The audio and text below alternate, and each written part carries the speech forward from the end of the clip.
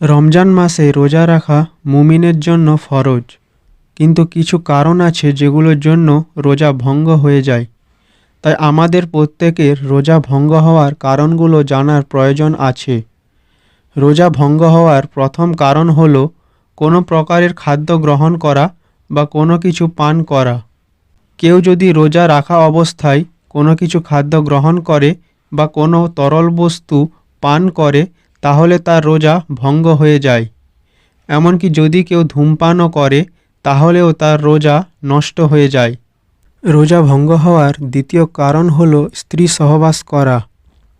স্ত্রী সহবাসের সময় বীর্যপাত হোক বা না হোক, কোনোভাবে যদি উভয়ের গোপনাঙ্গ পরস্পরকে ছুঁয়ে ফেলে তাহলে রোজা ভঙ্গ হয়ে যায়। রোজা রেখে স্ত্রী সহবাস করাকে অনেক বড় গুনাহ হিসেবে গণ্য করা হয়। তাই যে ব্যক্তি রোজা অবস্থায় স্ত্রী সহবাস করে ফেলে সেই ব্যক্তিকে অবশ্যই কাজা এবং কঠিন কাফফারা আদায় করতে হয়।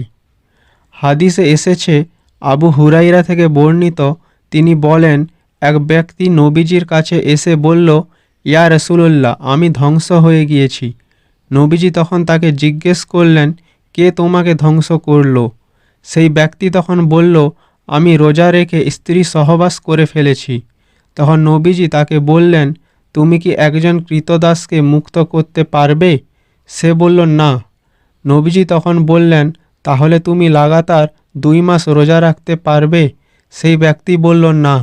নবীজি বললেন, 60 জন মিসকিনকে খাওয়াতে পারবে? সেই ব্যক্তি বলল, না।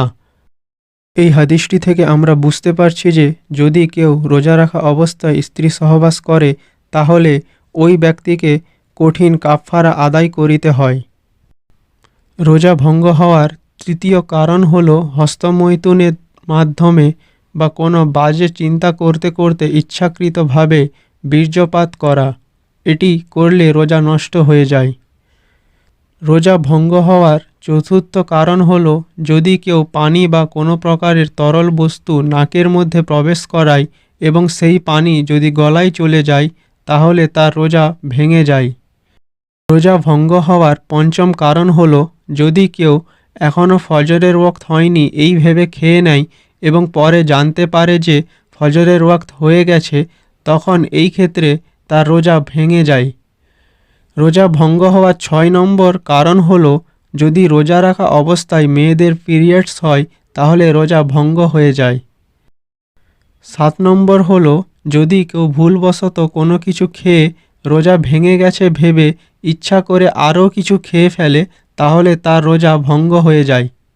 যদি কেউ রোজার কথা ভুলে গিয়ে ভুলবশত কিছু খেয়ে ফেলে তাহলে তখন তার রোজা নষ্ট হয় না, কিন্তু ভুলবশত খাওয়ার পর যদি সে মনে করে যে তার রোজা ভেঙে গেছে এবং তখন ইচ্ছা করে আরও কিছু খেয়ে ফেলে তখন তার রোজা নষ্ট হয়ে যায়।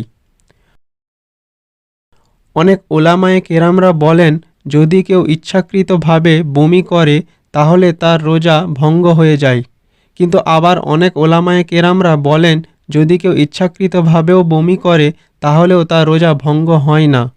ইচ্ছাকৃতভাবে বমি করলে রোজা ভঙ্গ হয়ে যায় নাকি হয় না এ বিষয় নিয়ে ওলামাদের মধ্যে মত পার্থক্য রয়েছে।